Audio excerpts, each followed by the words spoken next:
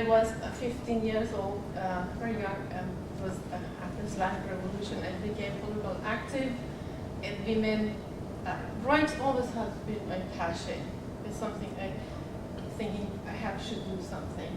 I left Iran when I was 17 because of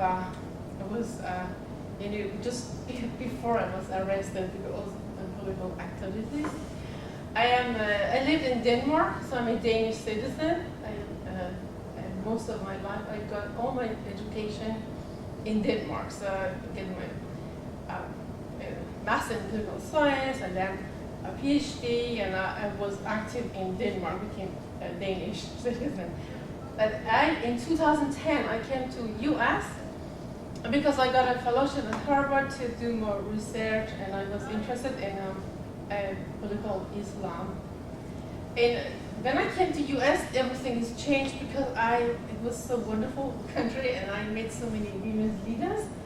And what I learned is that we really need more women leaders. So I decided to say, yeah, I have to educate myself. I have to do agent of change because I'm so passionate for making changes. So I began to study, but I make a question, okay, if I educate myself as only me, how could I contribute to more women be educated as leaders? How can I help? What can I do? And it came to my idea of e-learning. Yeah, if we have some education through internet, so just think about the vision of so many women can just on the internet, you can have an app, an iPhone, you can be educated, you can be connected. And I have been working for this project about 2 years, and now we have an advisory board, we have an educational team, and 2 speakers here are a member of the educational team. We have about 6 member of educational team, and also students who are helping at George Mason. So we are moving forward, and it is still, we are not a non-profit organization. We are not neither a university program, but now we are focusing on a pilot project for women in Afghanistan. So it's 2 years focusing on women in Afghanistan, and then trying to find out what are the results of this project. We try to create collaboration with a non-profit organization in Afghan. It's under consideration or discussion, so we will continue, and then after 2 years we will expand to other countries. And and today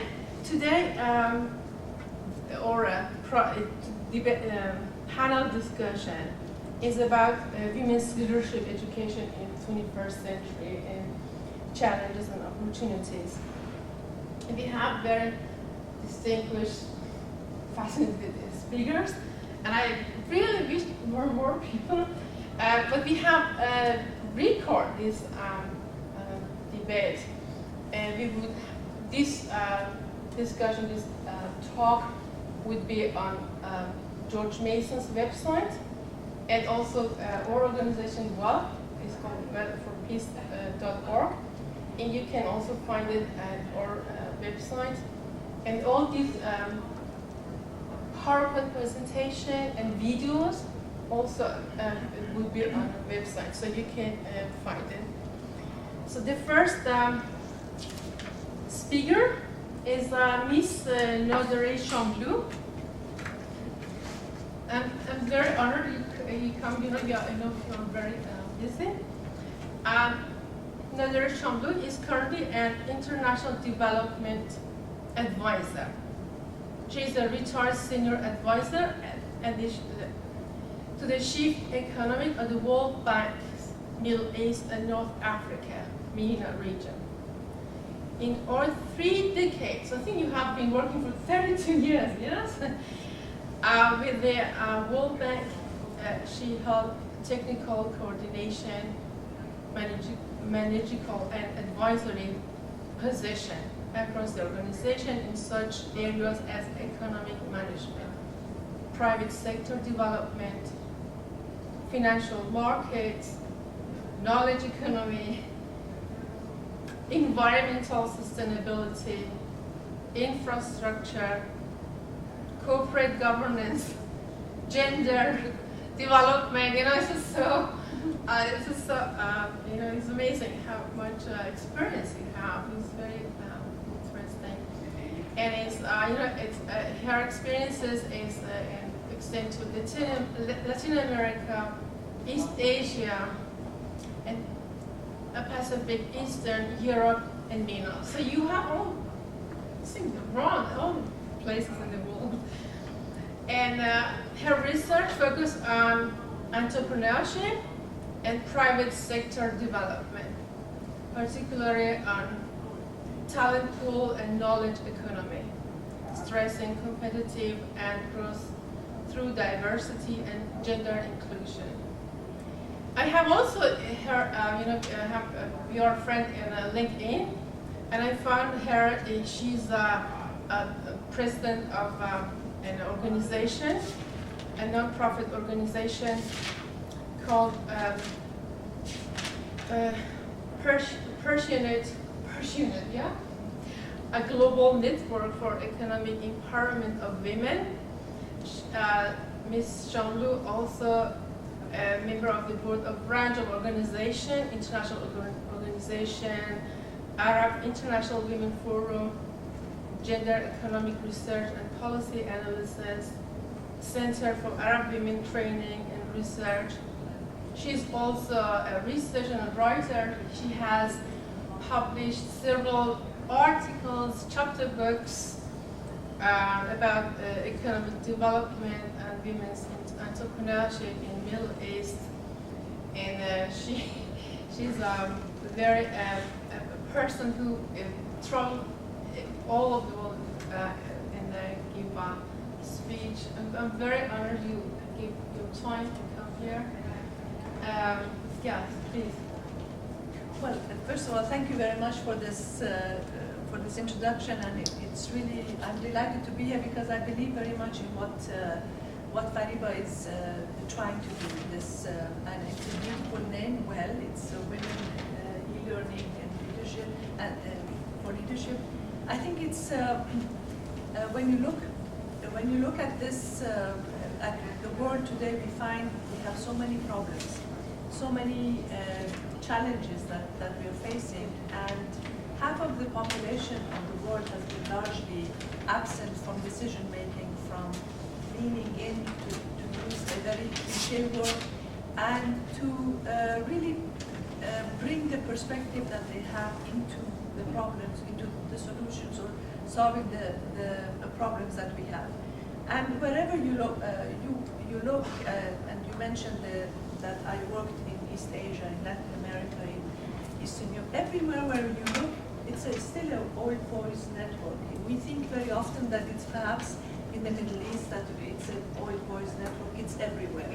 Even in the most advanced countries, in the most advanced economies, still women have not made it into the decision-making fora, in the decision-making realms as much as they should be, or as much as they could be. So leadership issues or leadership training, women's leadership is a topical issue wherever we look. And even here in the United States, with all of these presidential primaries, all of these questions that are being posed, when you scratch the surface, you see that there is a lot of gender issues involved, both in terms of the agendas and the topics that are being listed, but as well as on the way that we evaluate and on the way we judge the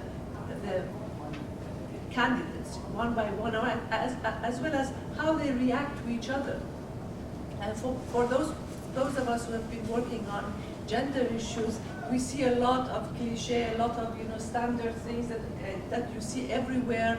And when you sometimes tell people that these are all gender issues, they look at you with a very blank, isn't it? I mean, with a very sort of like glazed eye. that they can understand. I wanted to perhaps start the discussion that we have with a few short videos. There are 3 short videos altogether. They're about 9 minutes, but I think that it kind of poses the questions or the issues we face here. And if we face these issues here, we face so many more outside of the country, and so many more in the countries where we live, where we work, that it's really about time that we focus and we do something about leadership. So let's see. I wanted to first start with the advice that some very powerful women give to. So often these extraordinary women working against odds in their communities that are unimaginable to many of us. And they persevere. They work harder than they even think they can. They believe in their dream. And most of all, they believe in their children and the legacy they're going to leave behind. I've had more than one of them say to me, that's what I ask myself, what is my legacy going to be? And I think that's an extraordinary way to see the world. When you think about women entrepreneurs now, what a perfect time to be one. I operate from surround yourself with the best people you know, surround yourself even with people who are better than you, because it forces you to up the game, up your own game, and you're always learning something in the process. You can never, ever, ever stop learning. And most important of all, never take no for an answer. I ultimately believe that most no's will eventually become a yes. And there is a way to be persistent without being obnoxious. You have to figure out the dance, you have to know who you're dealing with, but it is very difficult for me to take no for an answer. In fact, I can't even remember the last time I told you I took no for an answer for something I really wanted, Hang in there, be tough. That doesn't mean be miserable, it doesn't mean be aggressive, but it means really develop the skill, try as it may sound, to pick yourself up, dust yourself off, and start all over again. Looking back over my career, I realized that what has been most important to me is not any single breakthrough, and I didn't have any spectacular failure. It's just being the little engine that could. It's just kind of hanging in there, dealing with the disappointment that comes your way, because everybody's going to have a lot of disappointment in their life, particularly if they're doing somewhat risky things. But you have to just kind of keep chugging along. Today, I would tell women entrepreneurs to find a good mentor, someone who can help them learn the ropes of starting a business, whether that be learning about marketing or how to best locate capital. I think other women like to mentor young women who are trying to grow businesses and trying to become entrepreneurs. There tends to be an old boys network out there, and I think women should try to develop the same. So I love seeing women helping younger women along the way. My main piece of advice is to really find something that you love to do that really plays to your competitive strengths, your comparative strengths. And oftentimes that's going to mean also getting an appropriate education to build up those strengths. So education, find your strengths, find your passion. That's the beginning. Plan for success. Don't just worry about failure. I encountered and had dealings with several female entrepreneurs who were beginning to be able to market their products, make money, and they were just overwhelmed by how successful they were being. A lot of them were worrying about nobody will want my product, I don't think I'll make it, I'll never have access to finance to be able to do what I want to do, and not about what if, there's so much demand, how do I cater for it? Fake it till you make it. Confidence is so important, and women don't sometimes exude the confidence that it takes to sell, and you have to really keep up that confidence and make it feel like you're so optimistic. And I think it's very important also to sort of share your successes with your team and involve them in that success, and toast them for it, congratulate them for it, because it's very tough going sometimes, and women can be very driven. They don't sometimes have enough of a good time at work. They're so busy criticizing themselves. So it's important to share that success with them and the downside too, so that you really build a team, because those are the people who are going to be with you in the trenches. Be the best that you can be. Ensure that you have the mentors that you need. Never turn down the best training you can get. Get help in accessing the capital you need, and grow that business. Persevere, engage in the struggle, and you will be all that you can be, and you will have a remarkable time. So this is the kind of, advice we're getting from the women who made it, from the people who have been very much, and many people think that you educate, you go to school, you do all of these things, you gain your confidence, and everything will flow from that. And so the next video that I want to show is actually a video that shows how actually women can be stopped even after you have gained all of these skills. You have that? Do you have it? Yes. I haven't all this. No, okay, this is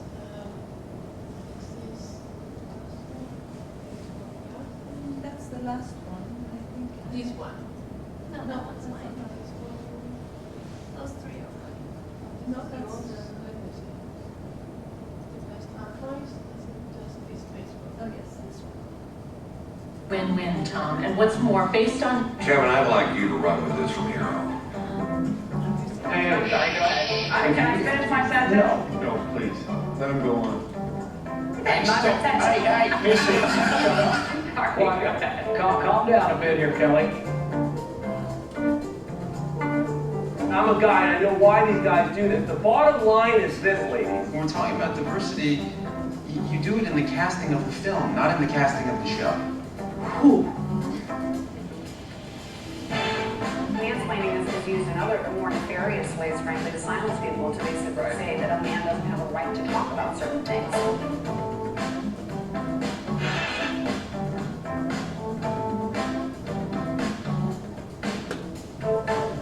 Yeah, just talk and I'll correct you whenever I feel the need.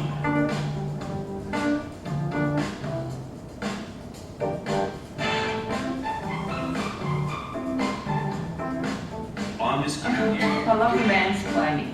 I'm enjoying it. The mansplaining that's going on. Believe in the mansplaining on the video. And then just very quickly, the last part that I wanted to show you. You want to see the last one? This is. It is your secret weapon, but I have something. I feel like I am going to be your secret weapon now because I'm going to help you win this election, no problem. Are you familiar with mansplaining? Do you know what that is? Yeah, that's when a man explains something to a woman in a patronizing way. Actually, it's when a man explains something to a woman in a condescending way, but you were close.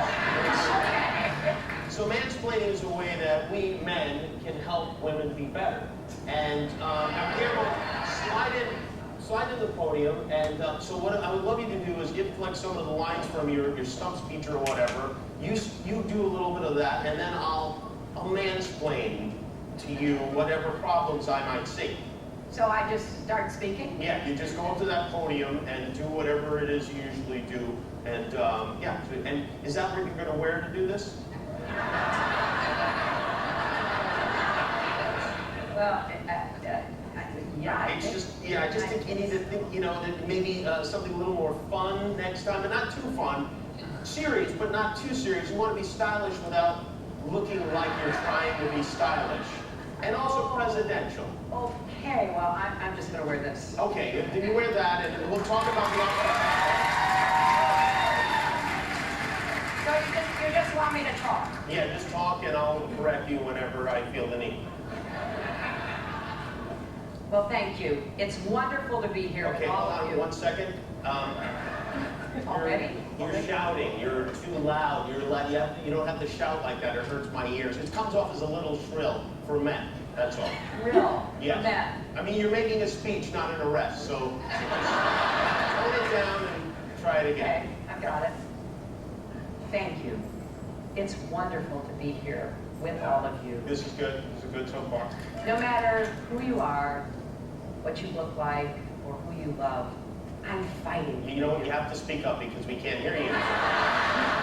You're like a mouse up there. And you know, it would be nice if you smiled, if you put a little bit of, some teeth. Okay. All right.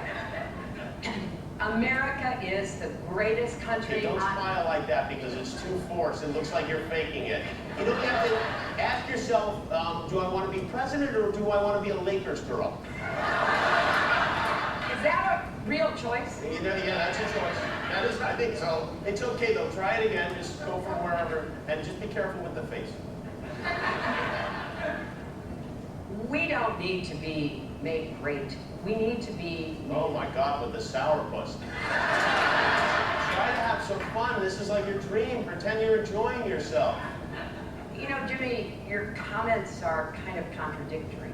Yeah. It's like nothing I do is right. Exactly. You're not doing it right. I can't quite put my finger on it, but it's something is not. You're not. A man. Yes, that is it. You're not a man. But that was really cute the way you did it, though. It was really. Well, thanks. That was what I was going to say. Hillary Clinton, everybody. Do you love clicking buttons and subscribing to things? Then click the button to subscribe. I mean, the to reason my why I channel. wanted to I wanted to show this to you is because of the current debate that is going on, where really there are many. I mean, women are being told to do something, but then it's that all of these contradicting and conflicting advices, pieces of advice. There is no one formula for women. Is it too high? Is it too low? The voice? Is it too serious? Is it too not too serious? So anyway, there are so many. The line on which women can walk is very thin compared to the wider, I would say, highway that men can walk through or drive through that would show their leadership skills. The reason why I wanted to bring this up is that very often we think that once women get educated, that they can become leaders. I was on the board of an initiative that we started at the World Bank some 30 years ago. It was called the Margaret McNamara Memorial Fund. And we were giving scholarships to really bright women. There was a big process that was going on to really bright women from developing countries to come here and to do their PhDs or master's degrees in very, very selected fields. And these were women that really, through very, very tough competition, would make it through this process, and they would go through the, to really even perfect their technical skills even more when they were in the United States. And every year we would bring these women to the World Bank to be exposed to the leaders, to the women, particularly the women leaders at the World Bank. And one year we decided to provide them with some leadership training.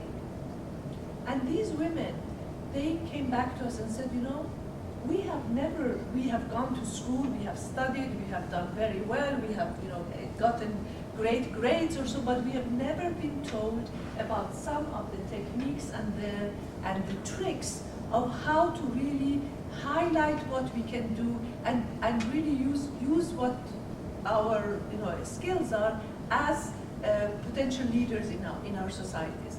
So what I wanted to close with is that there is a lot of leadership training that women need on top of whatever else they acquire in terms of skills, and that it is the leadership path that women take has to be very specific, is very narrow, but at the same time we need more women taking this path so that this path, this very narrow path, becomes also over time as wide as the path that men can walk through.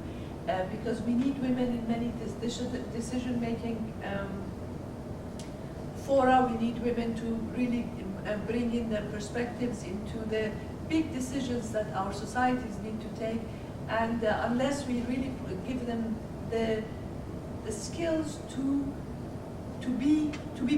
project themselves as leaders, I don't think that we can capitalize on their skills as much as we would like to.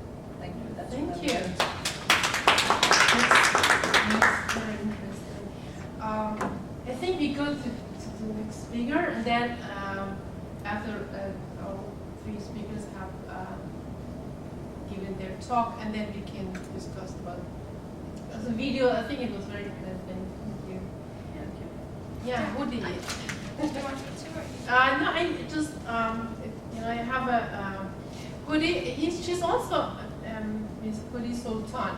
She's also a member of our organization, Women's E-Learning Leadership, and she's working with conflict resolution. So I have a short bio. She's Ms. Sultan is a program officer at the Asia Center at the U.S. Institute of Peace, USIP. Yeah, you have seen maybe the beautiful building. It's fancy. She leads a training program at a private university in Kabul, Afghanistan, that aims to institutionalize a peace studies degree program within the university. Ms. Sultan has earned her BA at George Mason University, so you have been here, in a global effort with a concentration in Middle East and North Africa, and master degree in conflict analysis and resolution. So it must be here from Ms. Gar, George Mason. Yes, fantastic. Ms. Sultan serves also as an adjunct professor at Nova University, and she's teaching a course on peace building and conflict resolution. Thank you so much for coming. It's so an honor to giving your time, and please, if you want to pick your Yeah, my slides, please. yeah, find the. So, hi everyone. Well, we don't have a big room, so we can have it as an intimate discussion. If you don't hear me, tell me to speak up, because my voice cuts in and out. Since we're a small group, we'll hear from my colleague as well, but I do want to go around and do introductions, just to know who we are. If you can say your name, as well as if you have an organizational or academic affiliation, that would be helpful. We'll start with you. Hi, my name is Hamid, and I'm a mechanical engineer. I'm just here to support my wife, Leila Pinar. So, and also I'm interested to see what's going on for women from that area. Yeah, thank you for giving this. My name is Edith Yusuf. I'm a PhD candidate here in the school. And I run an organization called World Peace and Reconciliation. Women Issues is one of the programs that we are running with this organization. My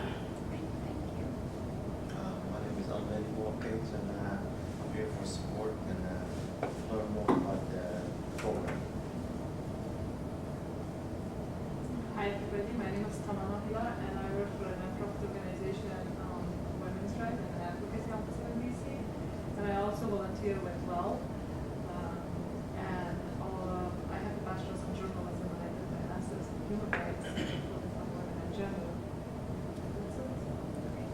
Do we have a clicker, or should I can assist? I think maybe you can. I can just, yeah, it's easier. Yeah. I've been sitting all day, so this is actually good. So for me, I want to take a little bit of a departure, although this was a fascinating presentation. And one thing is I've learned what mansplaining is now. I did not know what mansplaining was. So if I have any of my male colleagues cutting me off, I will tell them they're mansplaining me now. So thank you for that. I'm going to talk a little bit about Afghanistan, and again, because this is a very informal setting right now, please do jump in if you have questions. I'll try to stay to time. I may speak shorter than the time period that John has allotted. So hopefully we'll have time for a rich discussion afterwards. So Afghanistan. I'm originally from Afghanistan, so I tend to get passionate about these issues. So do know that a lot of also what I say I should mention is those are my views and not the views of USIP. So I just want to put that out there as well. So first I want to start off with showing you a very short video. I do a presentation to the Foreign Service Institute as well on gender in Afghanistan. And this is a video that I start off with for Foreign Service officers that are going out. And I think it's a really useful video to give you a sense of Afghanistan, just to place us. So that said,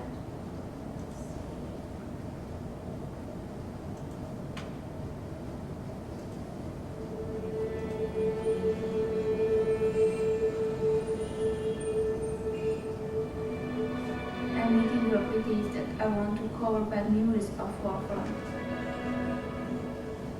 By art, we can say feelings, that we have this right. All of the women have this right.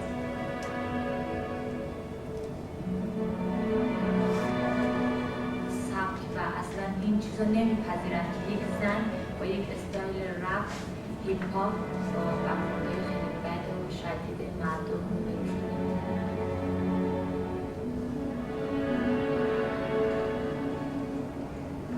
Desafío estaba cuando se hizo sorprender pues estaba la autoridad. بخاطر اینکه باقش وقت افتخار از کارم بخاطر از دیگر همانی یک لحظه از قهرمان شد.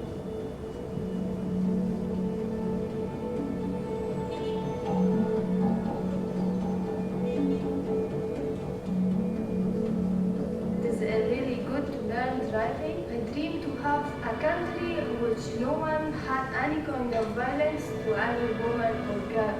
To have a country that a woman and a girl can freely do driving.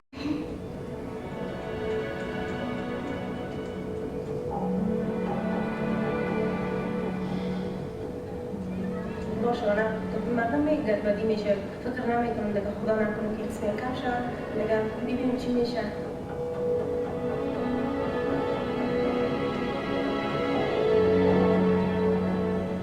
If every educated people leave country, then who will make a country again? We should stay in Afghanistan. We should stay with our people. Even it has no effect, but in my mind, I'm comfortable that I could do something for my country.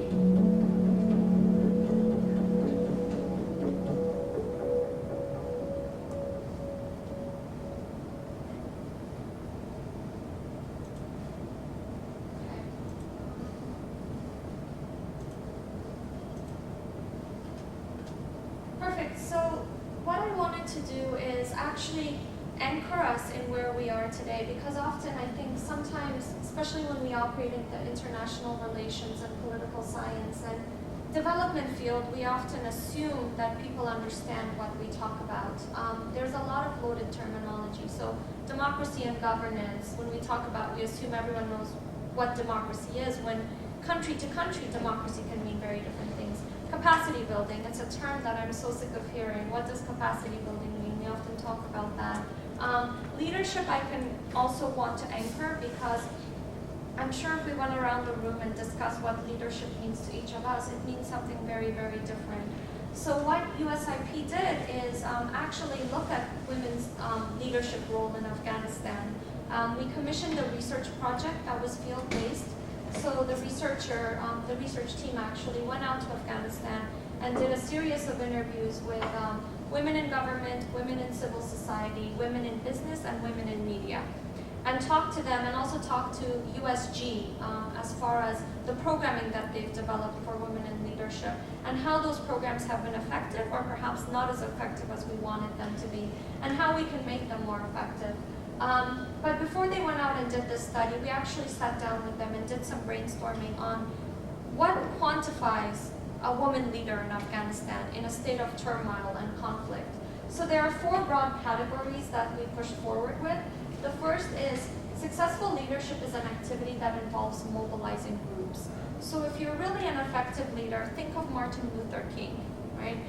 He was really effective at corralling a community, corralling followers in a very, very important message and a very, very important agenda.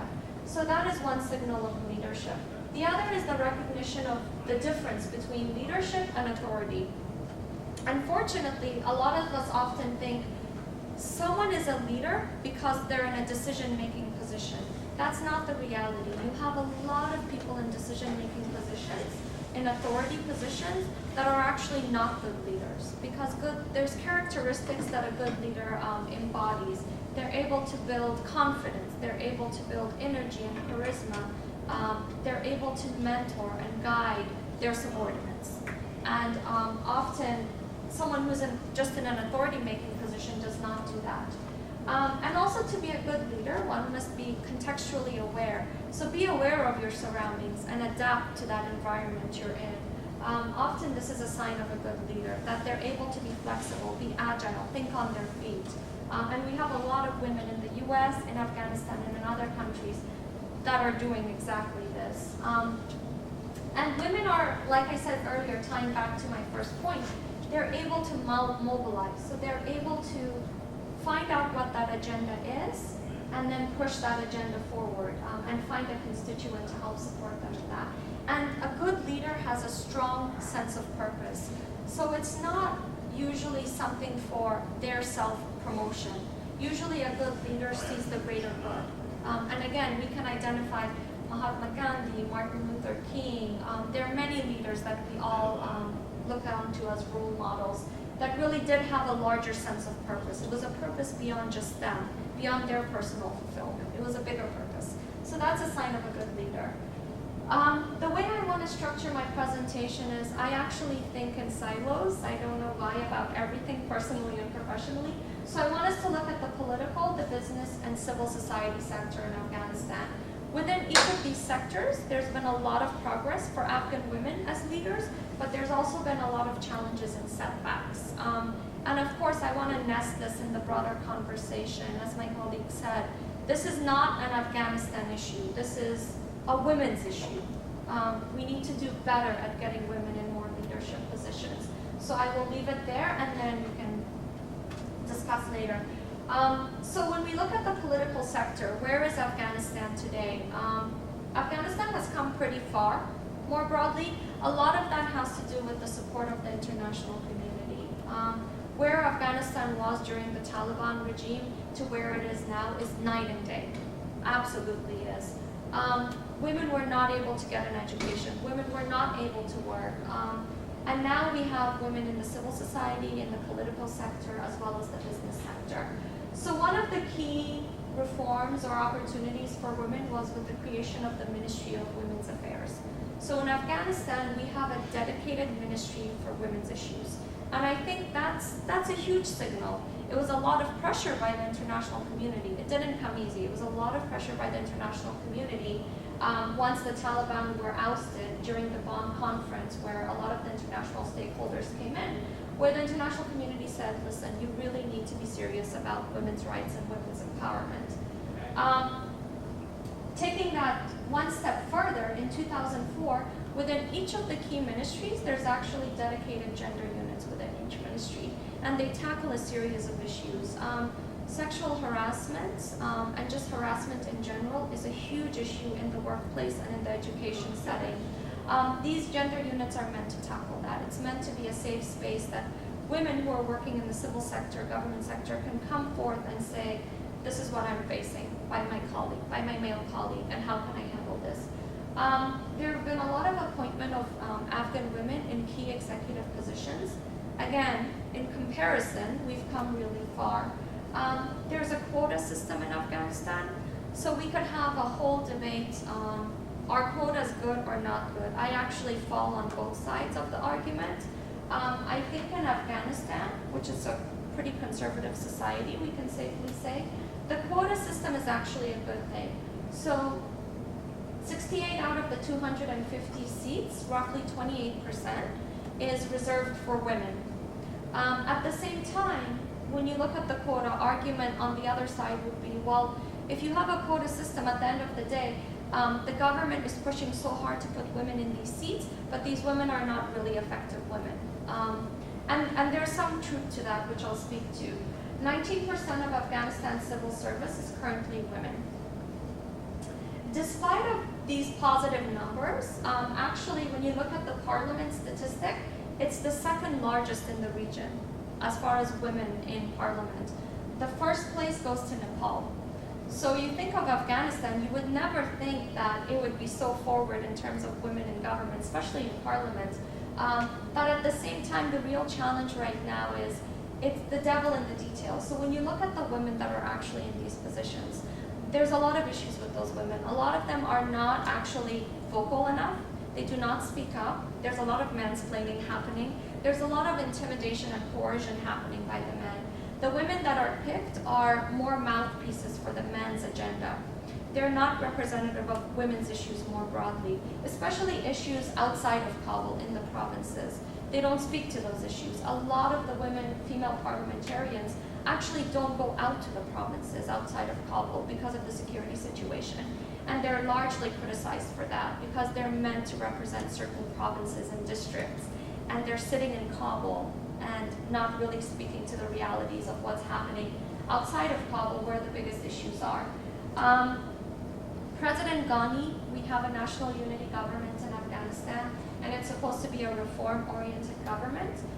He nominated 1 female justice to the Supreme Court and 4 female ministers to the cabinet. Although, of course, these nominations were thwarted and a lot of them fell by the wayside, still, I think it's a signal of a reform government that he made sure, and there was a lot of pressure on the government during the 2014 Afghan elections, that women kept pressuring the government saying, we will elect you, but you are really going to have to take the women's issue seriously. So again, this is a good signal forward. The idea behind all of this is that by having women in formal positions of power, that should represent women's perspectives and promote issues that are important to women. So again, we think, okay, women in government, they're going to speak to realities and formulate policies that are going to help better women's positions in society. That unfortunately is not so much the case. So I'm going to show one more brief video and then go into the civil society sector.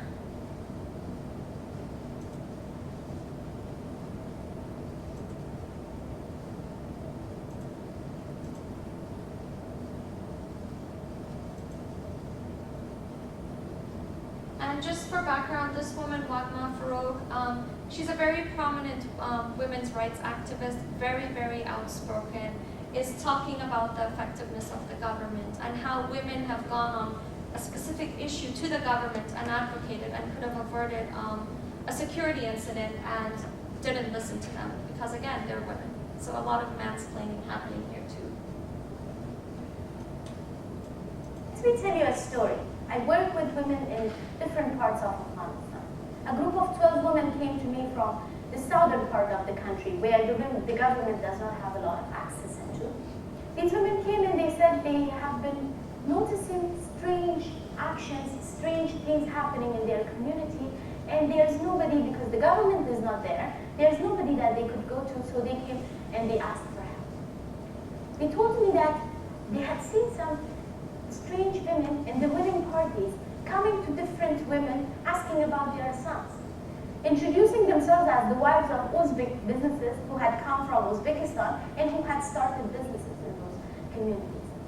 And these women, who are very smart, they thought that we are such a remote district in this part of the country. Somebody from Uzbekistan would come and do a business? No, something must be wrong. And they searched about it and they found out that these are actually the militants from the IMU, which is the Uzbek militant groups.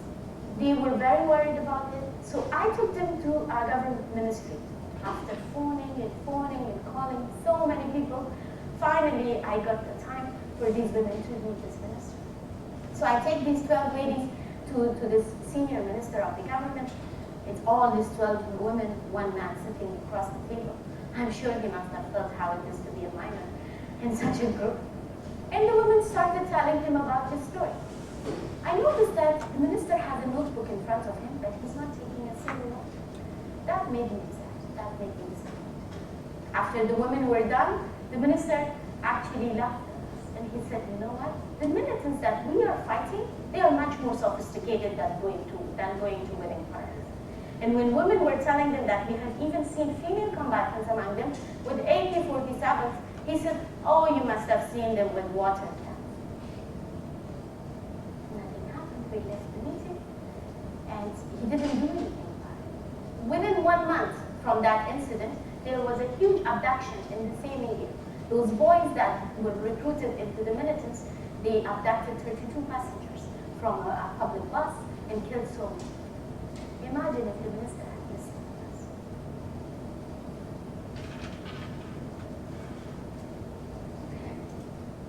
So just driving the point home there.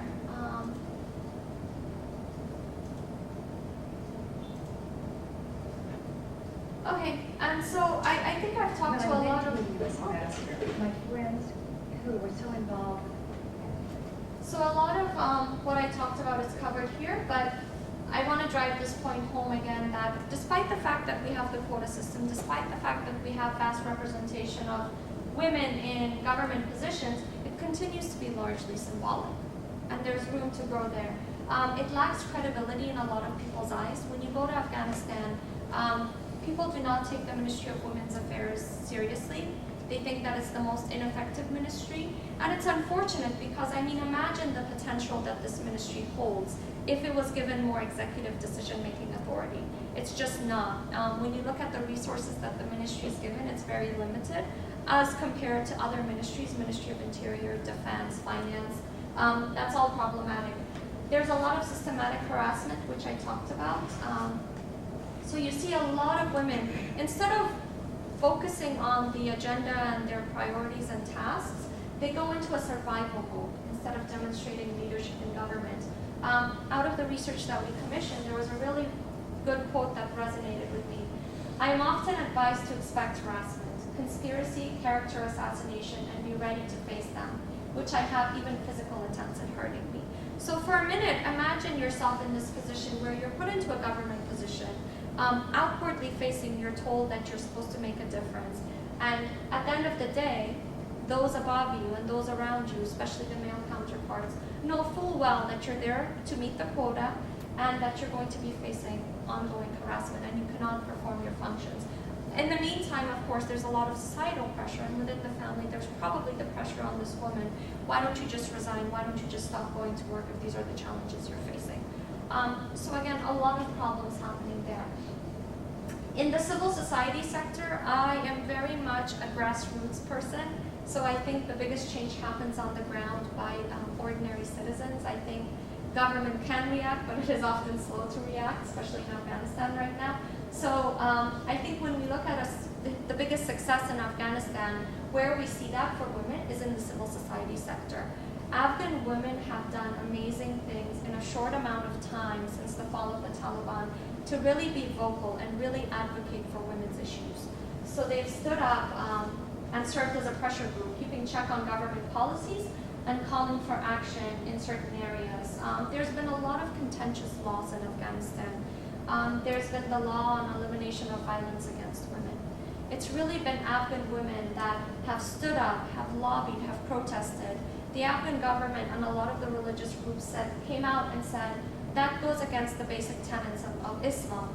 This is where the law, because it is an Islamic republic, the law is coming in and obstructing on the views of Islam and the relationship between a husband and a wife. It is the husband's duty to be able to do what he does in the home to his wife as he sees acceptable. And so it was a lot of the women's civil society groups that stood up and said, absolutely not. We need to have this law. We cannot abolish this law. And women in the 2014 elections played a significant role in encouraging women to get out and vote and engage in the political process.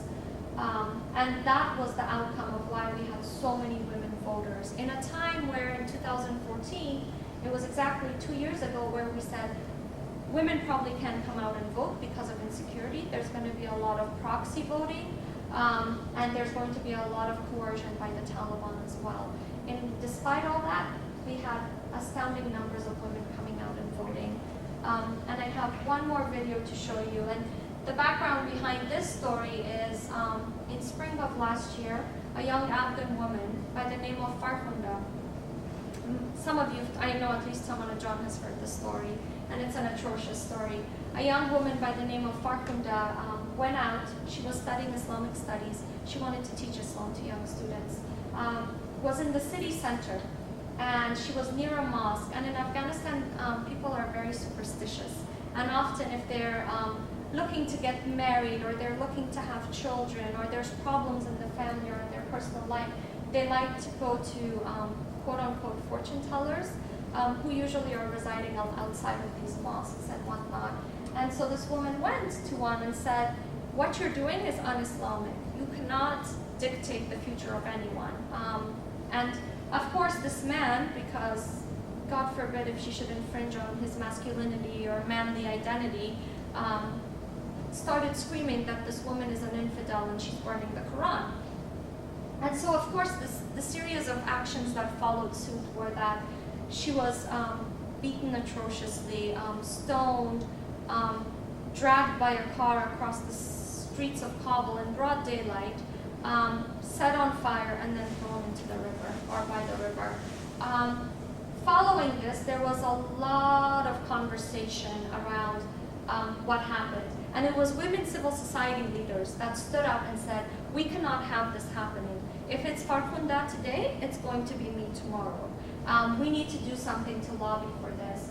And for anyone who knows with Islam, a woman can never carry a casket. And it was very symbolic because right during her funeral, they actually refused to let any man touch her casket. The women said, we as women civil society leaders, we are going to carry our sister's casket. And so that was a really powerful statement to the Afghan government. It was a really powerful statement to the international community that this is unacceptable, it should never happen again. I just have one more brief video and then we'll move forward on that one.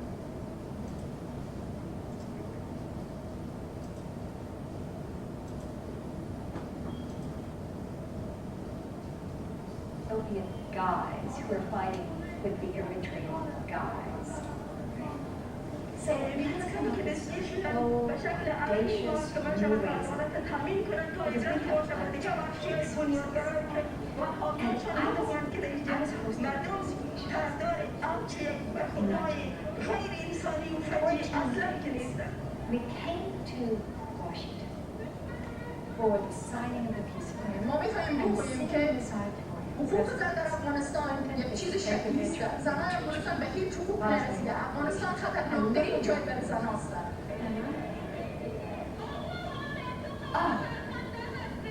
How did this happen? It was all men. And I didn't see it. The reason I didn't see it was because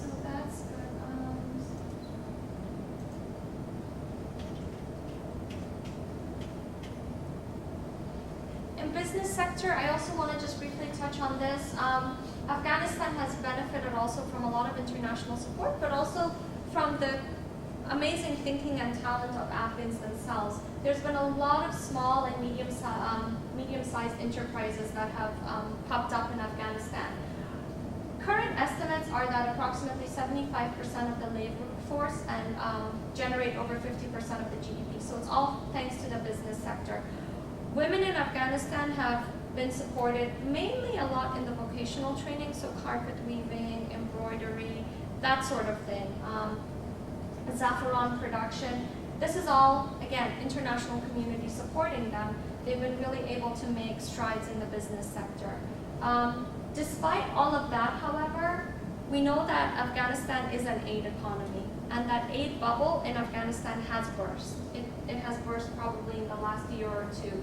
What that means is that a lot of people that were dependent on the aid economy, whether it was translators, interpreters, logistics individuals working with the US Army or USA, including women who are benefiting a lot from these vocational programs, they're actually now in a difficult position. You couple that with the fact that, just like in the US, I think the class ceiling is also there in Afghanistan. Men business owners, men entrepreneurs, are much more successful and able to navigate the systems. A system that is thwarted with insecurity, a system that's thwarted with corruption. So women have to work twice as hard, 4 times as hard, to prove their abilities and worth as business women in order to develop products or services in a more assertive manner than their male counterparts. Corruption is a huge problem in Afghanistan. Everyone faces it, but especially women. They're much more harassed and thwarted by men, especially when they're going out and seeking funding to build or sustain their businesses. And the security environment, frankly. Afghans are just afraid. There's a lot of brain drain happening right now, a lot of capable, competent women whose leadership skills we've built up over the last 10, 12, 15 years are now leaving. And so what we're having is a lack of strong women in Afghanistan leading in the civil society sector, leading in the business sector, leading in the government sector. And there's also a lack of network and business matching opportunities. We talked about this. It's amazing how isolated Afghan business women feel. They want business matching opportunities. And when they come to the US time and time again, anytime I have a chance to meet with a businesswoman, they say, I'm so marginalized. The men have these opportunities, they get to network. I can't network with not just women in Afghanistan that are businesswomen, but within the region, women from India. There's some very successful Indian businesswomen, Pakistani businesswomen. It's creating those opportunities for them to network. and build their business. That's not quite there. So how can we move forward and bolster women's leadership role in Afghanistan? And I think some of these lessons can be applied to other countries as well, including the US. We must bring men into the conversation. I mean, this is something that I could go on and on about the mistakes I think we as the international community have made, especially in developing countries, whether it's Iraq or Afghanistan. But it's always been that when we talk about women's issues in the US, it wasn't too long ago that we had the women's suffrage. And I always say this, that why do we go into Afghanistan and talk about gender issues? It's never been about gender issues. It's been about women's empowerment, women's leadership, women's education. And so if it's really about that, why don't we just call it what it is? Because when the women's suffrage in the US was happening, we never called it the gender suffrage. It was always women's suffrage. And furthermore, if you translate gender in Afghanistan, it translates to sexuality. It doesn't translate well. So you go into a conservative society and you say, we're here to do gender programming. Guess what? The men in the family are going to say, bye-bye, please go back where you came from. You cannot talk to my wife or my daughter. I certainly don't want you to do sexuality programming with my family. So this is a problem. It's how we frame our messaging. Harassment, I talked about, insecurity. It's not just that the women are willing to take that risk. A lot of these women are willing to risk their lives and go out. It's their families. And until we have security, it's very, very difficult to push for educational programs, vocational programs, higher education programs, because families don't feel safe enough to allow their wives or daughters or mothers to go out there because of the insecurity. And that nurturing women leaders starts at a very young age. I mean, I have a 2-year-old daughter, and their brains are like sponges. They pick up everything. And you have to demonstrate at a young age the leadership potential in them. Show them to be independent, show them to be strong. And I think in Afghanistan, we're seeing a lot of young girls going to primary school, but then there's very little of women in the higher education sector. I think it's been great that we've had all this vocational training, but I often think it actually is very condescending for Afghan women, that it's perceived that what we're mostly capable of is vocational training, that we can do carpet moving, we can do embroidery, but let's not push the envelope on higher education. I actually think Afghan women are much more capable than that. They need to get higher education. They need more scholarship opportunities to come to the United States, to other countries and study. And again, another quote that I pulled from the research, we need women leaders in every field, so we should encourage our children to get education in the fields that they love and become leaders in these sectors. We need women leaders in the Air Force, in medicine, engineering, and teaching. Most of those are male-dominated sectors. And so how the government needs to develop more policies on sexual harassment, street harassment, workplace harassment, so that women can be able to exercise their leadership role. I think we need to get one step further than the quota system, because in Afghanistan, we've so far, and the international community is guilty of this, every time we say we need more women in leadership, they say, well, we have a quota. Yeah, but a quota doesn't mean much when you don't have quality women in these positions, and need to get beyond the vocational training. Pledges by the international community. There's a pledging conference in Brussels in October where the international community is going to set forth how much they're going to dedicate to Afghanistan. Obviously, that is conditional. It's conditional on many things. One of them is the unity government getting its act together. But I think, in all honesty, one of the other conditions should be that international community is not going to pledge until the Afghan government takes seriously the role of women, whether it's in education, whether it's in the government. So far, I think that's been one condition. If it's been put out there, it hasn't been taken seriously. I mean, we've seen a spike in gender-based violence in Afghanistan. So that's something that they need to work on. And so again, to normalize women's leadership role is for women to have legitimacy and authorization, and an authorizing environment that protects that mandate. That is through political will, so the government needs to buy into that. Provision of adequate resources. The key ministries, the gender units, need the right resources and executive power, and implementation capacity. We don't have that right now, at least not fully. I'm going to skip over these slides. For background, if any of you are interested, the Asia Foundation does an annual survey of the Afghan people. It's been the longest going survey in Afghanistan, in a place where it's hard to get qualitative and quantitative data to support, but it's a good longitudinal analysis for anyone in the room who's into that number crunching and all that. And it looks at the trajectory in key areas, not just on women's issues, but economic, civil society, political, security. And so I just pulled some of the numbers supporting the role of women in key areas. So for example, the biggest challenge facing Afghan women, the support for women's education, support for women's employment, and support for women's participation in political leadership. So I will leave it at that. I think it's a small group.